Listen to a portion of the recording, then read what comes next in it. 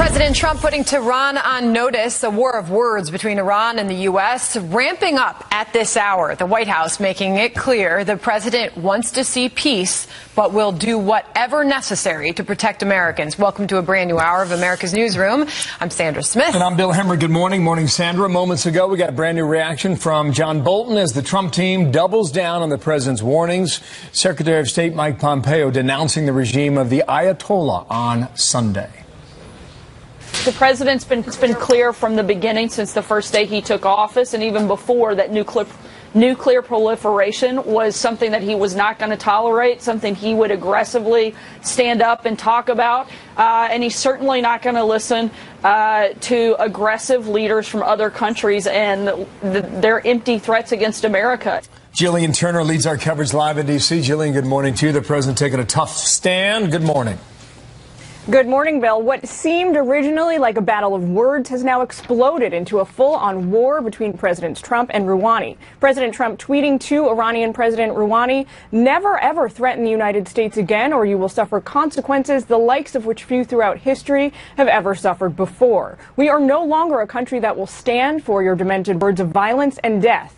Be cautious." Now, this came in response to comments Rouhani reportedly made to a group of diplomats in Iran yesterday. He's reported to have said the U.S. must be made to understand that war with Iran is the mother of all wars, and peace with Iran is the mother of all peace. He also cautioned the U.S., do not play with the lion's tail, because you will regret it eternally. Bill.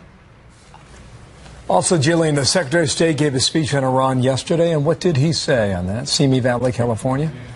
That's right. Just hours after Rouhani's comments, Secretary Pompeo delivered a hotly anticipated speech at the Reagan Library. He focused on the Tehran regime's rampant corruption. He accused the supreme leader of operating a $95 billion hedge fund. But he also took his criticism a step further and accused the regime of sponsoring terrorism around the world. He had this message for the Iranian people. This tells you everything you need to know about the regime.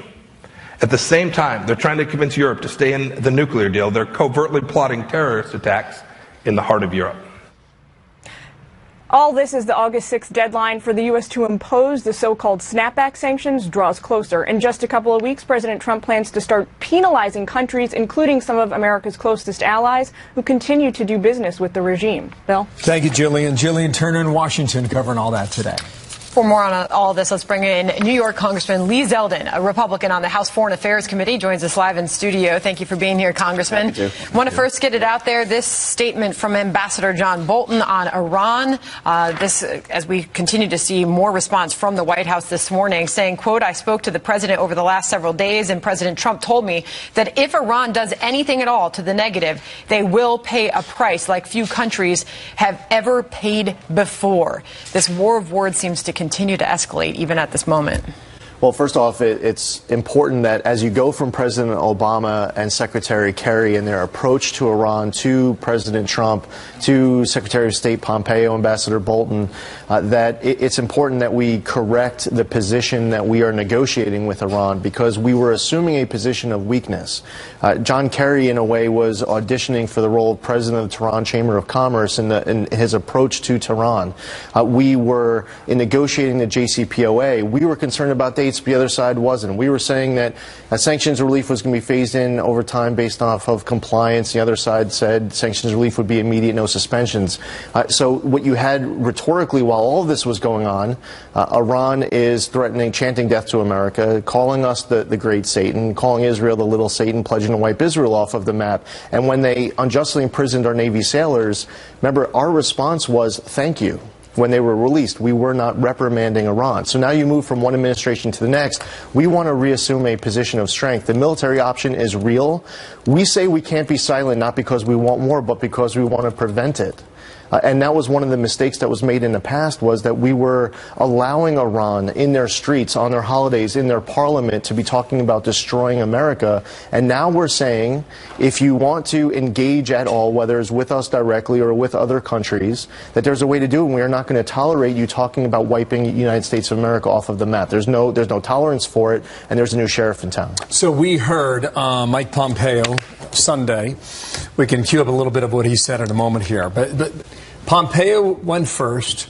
The Iranian president went second, and the president last night, overnight, with that strongly worded tweet, went out third. This was a big topic heading into Helsinki.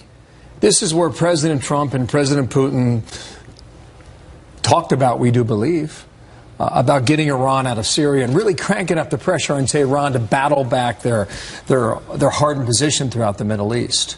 So when you consider that right now, well, here Pompeo will ask you how effective they can be. Okay, here's the Secretary of State. The level of corruption and wealth among Iranian leaders shows that Iran is run by something that resembles the mafia more than a government. Assad, Lebanese Hezbollah, Hamas, Shia militant groups in Iraq, and the Houthis in Yemen feed on billions of regime cash, while the Iranian people shout slogans like, "Leave Syria, think about us." So this president's not going to stand for the rhetoric, certainly, but the rhetoric's been around there for decades. And you have to think the Iranian reaction is in part reaction to what Pompeo's saying, and in part reaction to the buildup for the summit in Helsinki. Go. It's also important who we're standing beside. So where the last administration was propping up the wrong regime with a jackpot of sanctions relief, what Secretary Pompeo is saying is that there are millions of Iranians that want a better future for their country. And we're going to stand with those people who are, they're preaching. They want a free, stable, democratic Iran. They look to the United States. They look up to what we have. So we're going to stand with them. When people say that the most moderate candidates get elected to the Iranian government, they often forget the fact that the 12,000 most moderate candidates aren't even allowed access to the ballot. So we're not going to prop up the wrong regime anymore. And the other thing that Secretary Pompeo is saying, with regards to all of Iran's bad activities that are non-nuclear, that we're not going to just turn a blind eye to it and allow them to get away with it and no consequences. So when they illegally test fire intercontinental ballistic missiles in violation of UN Security Council resolutions, in a way that is nuclear, but overthrowing foreign governments, financing terror, trying to build a land bridge to Israel.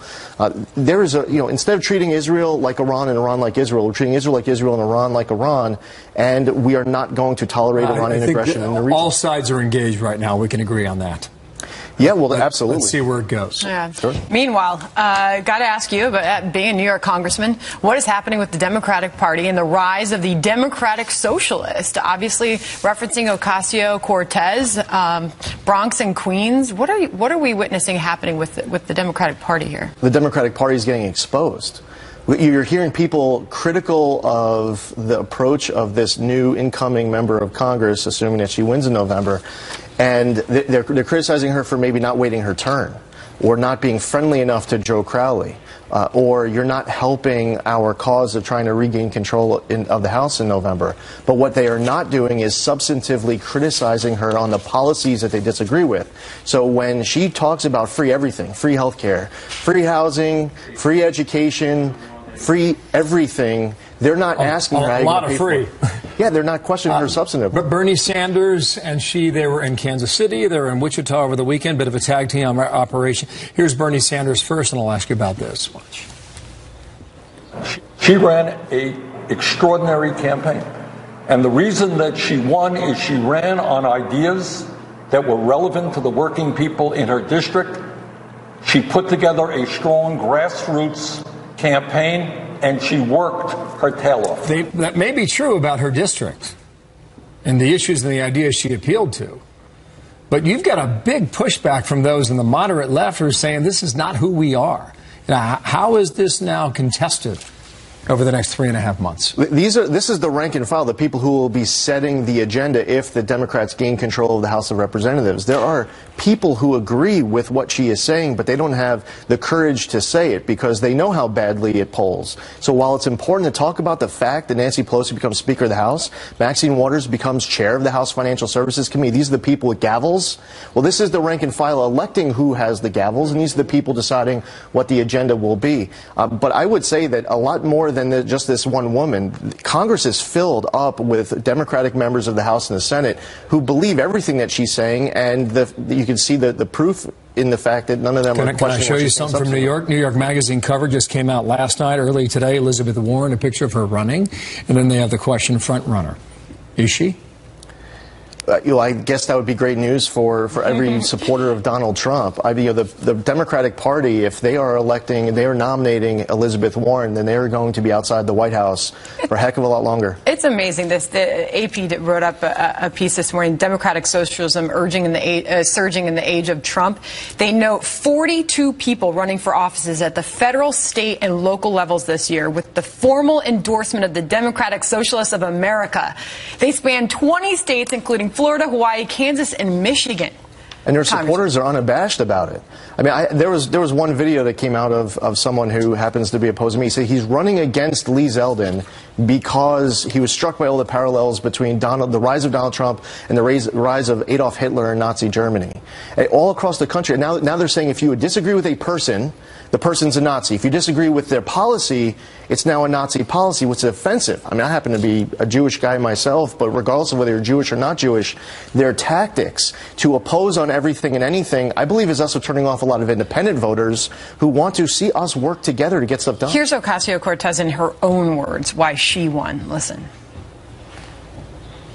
The factors that ultimately created our win was the fact that we had bold commitments, and I campaigned on hard commitments of Medicare for all, tuition-free public college, ensuring a Green New Deal for our future, and championing those issues were the reason that we won. We won across demographics. We expanded the electorate.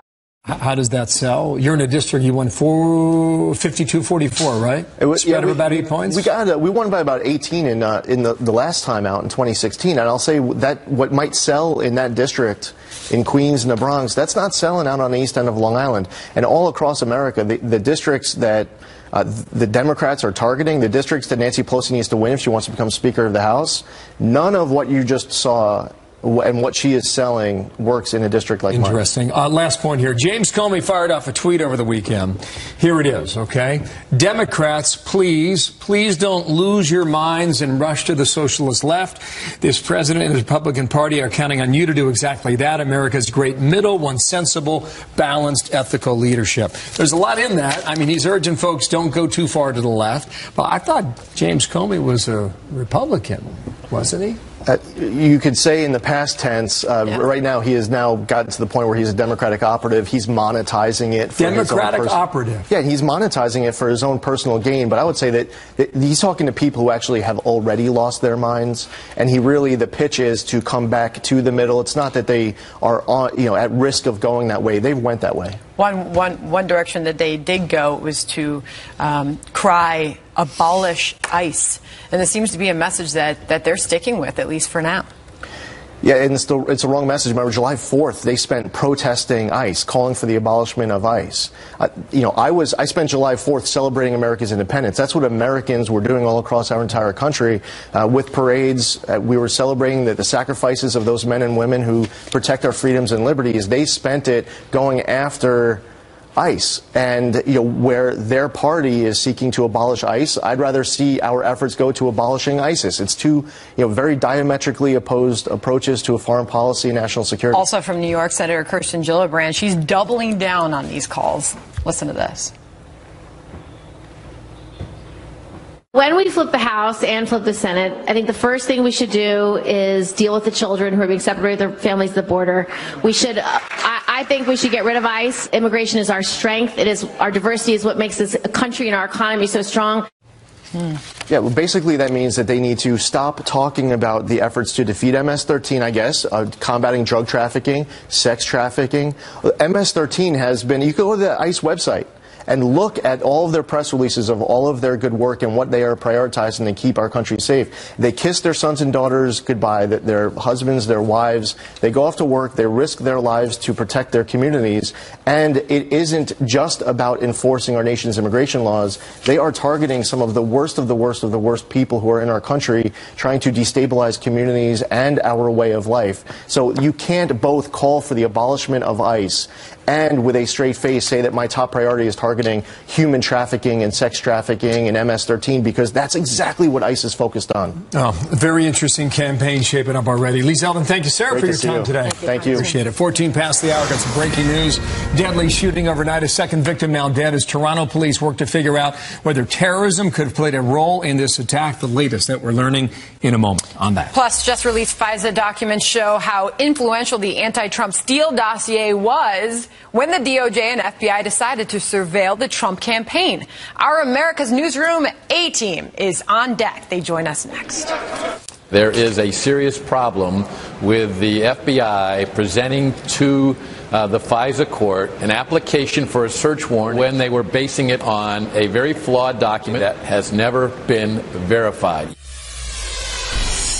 So, former Trump campaign aide Carter Page now speaking out after newly released FISA documents show that the anti-Trump Steele dossier was used repeatedly to justify investigating him as a possible foreign agent.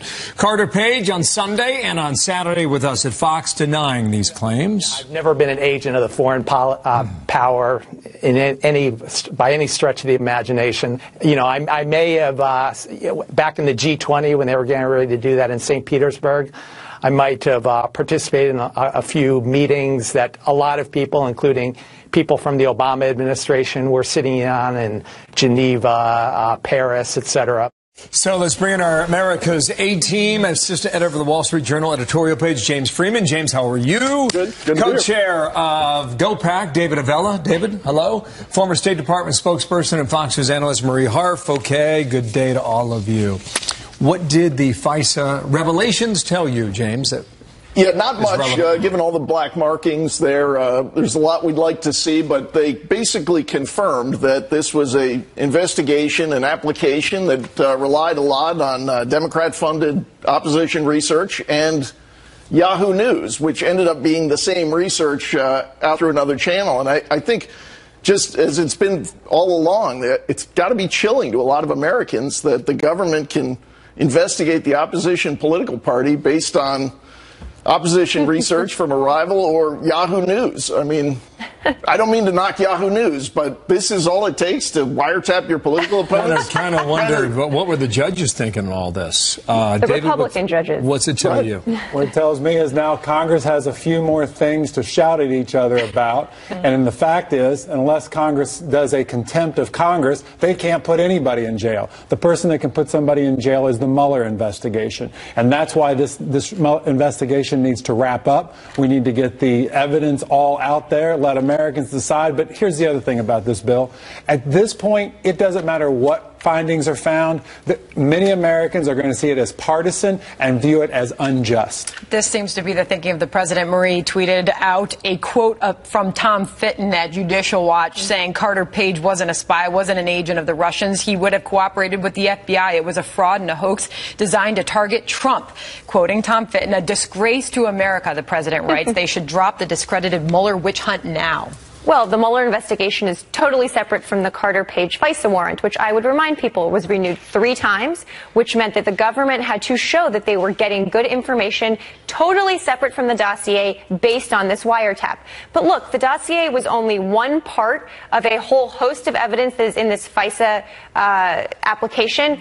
You know, James is right. A lot of it's redacted because it's classified. But let's also remember, the government did not ask to wiretap Carter Page until after he left the Trump campaign. So the notion that this was, quote, spying on the Trump campaign is not accurate. And look, these are Republican-appointed judges who had a host of information that Carter Page was potentially an agent of the Russian government. That is serious, and this is not a partisan witch hunt here. If you had done the same things, you would have been surveilled too. Well, it is so funny how the Democrats continue to change what this narrative is all about. I've been consistent on my narrative, man. This has always started about, the Trump campaign colluded with the Russians to impact this election.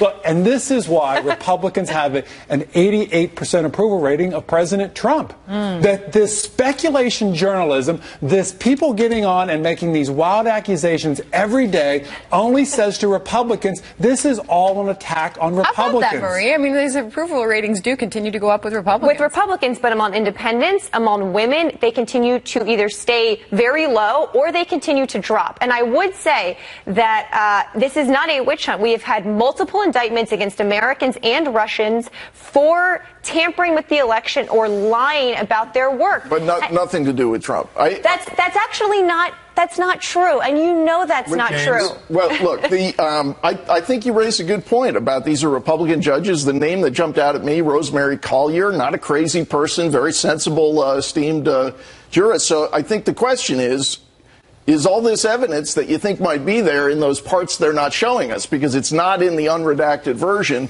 And so I think the question is... You don't get the surveillance without the dossier. You don't get the surveillance without the Yahoo News article. We don't know and that. Trey Gowdy is still looking for just a hint of something. He said this on Fox News Sunday. I have not seen one scintilla of evidence that this is colluded, conspired, confederated with Russia. And neither has anyone else, or you may rest assured Adam Schiff would have leaked it. Mr. Schiff, this is now 2 years now. He's been sort of playing this game of it's really bad, but we can't show it to you. And I think the American people want to know, what is it? Let's put it out there. I think the president should declassify all of it. Let's see the redacted material. Let's see the Woods procedures notes where the FBI put together its case and vetted the information. These judges, they may be signing off on what is a very misleading document. It tells you right in there that it was a bit misleading to suggest that Yahoo News, even if you think that's something to go on, was a separate corroborating report. It wasn't. It was that same information. And it was those who constructed the dossier that briefed the reporters that came up with the story from Yahoo News. All that ties in, David. It still goes back to this whole discussion that for most Americans, this is not going to be seen as even-handed. Some side is going to see this as partisan and an injustice. And to Marie's point about, yes, 88% of Republicans may agree with the president, but independents don't. That's why, as we look towards this election and we see that Democrats continue to promote a message of socialism, you start looking at the Democrats promoting socialism and Republicans rallying around the president based all of this speculation journalism. Republicans are going to pick up seats in the Senate, and I say 50-50, we keep the House. Democrats, for their part, Adam Schiff, House Intel Committee ranking member, he's staying strong on his narrative through all this. Here he is reacting. I certainly think he's acting like someone who's compromised, and it may very well be that he is compromised, or it may very well be that he believes that he's compromised, that the Russians have information on him. Maria is obviously talking about the president. Right. Look, at the last week of news regarding Russia, the president was seemingly unable to stand up to Vladimir Putin when Russia interfered in our election. Now, why is the president... Don't know what happened in that 2-hour meeting with Putin, first of all. Well, publicly, he was unwilling to. And the reason we don't know is because he didn't want anyone else in that meeting. But let's just talk about publicly. Why was the president unable to stand up to Putin? Why last night did he call it on Twitter a hoax that Russia interfered in our election? There could be 10 different explanations for that. None of them are good. So why did the president put money into cybersecurity to make sure the 2017 elections were safe? Why did the president get rid of his cybersecurity position at the White House, though? You have to have one staff. Only one staff position can do that. They don't have a strategy. Federal government. We're going to wrap this. They don't have a strategy. 5 minutes ago, you said you believe they colluded with Russia. Based on what? Well, we already know. Just give us one thing that's factual. We already know they were willing to collude because they repeatedly took meetings when they were promised derogatory information about Hillary. I think that Roger Stone was talking to WikiLeaks. We have no idea what came out of that. I think Roger Stone was talking to WikiLeaks, as he's admitted. That's a fact, Bill. And he was helping coordinate when they released Hillary's emails. Name one Democrat who changed their position, or one American voter who changed their position and voted against Hillary Clinton based off of information that came out. Not one. Oh, no. Thank you, David. Sure Thank you, Marie. Dozens of Americans Thank you, James. Panel 2 is coming up. You guys are fired up. We'll have you back. He won Ohio. He didn't do all the other stuff anyway. Guys, you know that better than anyone. Stand on this, and if it were flipped, you all would be really mad if the Russians had tried to help Democrats. To all the camels out there, stand by. Well, guess what, everybody? We'll see you in a few minutes. It is Made in America Day at the White House. The president's celebrating the American worker, a celebration to promote U.S. industry amid testy tariff talks with our biggest trading partners. Dozens of American companies will be at the White House. FBN's Dagan McDowell is on deck. She will join us in moments. It's another reminder of the president's focus on American workers, the American economy, and creating American jobs. Fox News alert: a second victim now confirmed dead after a gunman opened fire at pedestrians in a popular neighborhood of Toronto last night.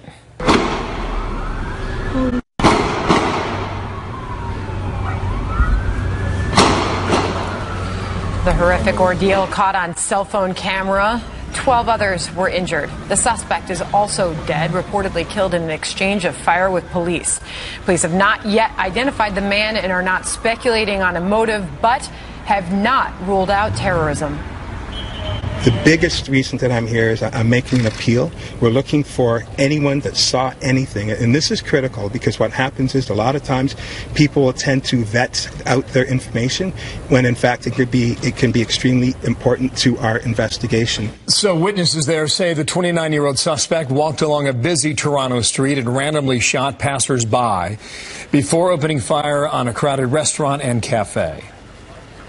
I thought it was fireworks at first because it was a rapid fire and then there'd be a pause and some more fire.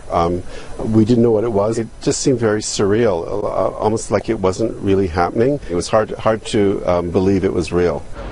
This mass shooting comes just 3 months after a van attack in the same city killed 10 people and injured 16 others.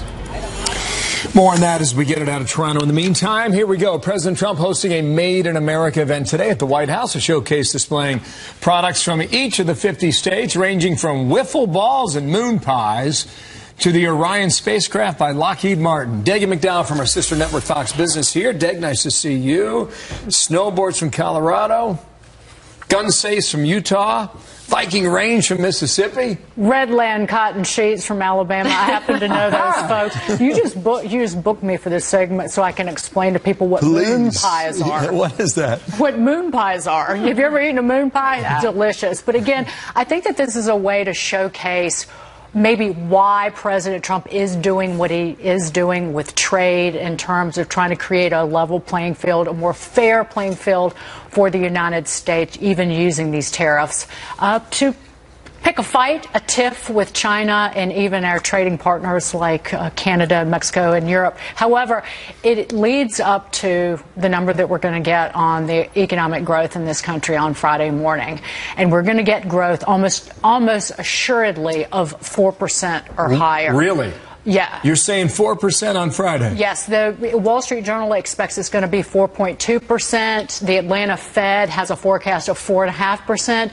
Charlie Gasparino is reporting that the president and people within the White House are talking about closer to 4.8% growth. So if we get near 5% growth in this country, it'll be the first time we've seen that in any one quarter since 2014. Wow. You know, that's unbelievable because you go back to the president's original forecast for growth, right? He was talking about 8% on the campaign trail. Then he kind of toned that down to 6% growth. And then, I don't know, maybe he wanted to set the bar a little bit lower so that he could exceed expectations. And they talked about 4% growth. If we clear that hurdle, I mean, how much faster can we grow? Well, the tax cuts that were passed at the end of last year are just kicking in. The results of all the regulation rollback that this administration has worked so hard on. So it could get a lot faster. But I will caution that we are in severe trade fights, starting with washing machine tariffs at the beginning of the year. Washer and dryer prices are up 20% in the last 3 months. That's the biggest jump in at least 12 years. So we have tariffs on steel and aluminum. We've had retaliation from the likes of Canada and even Mexico because of that. We are in a trade fight with China, and President Trump has gone from, we so far have tariffs on $34 billion in imports from China. China retaliated on that.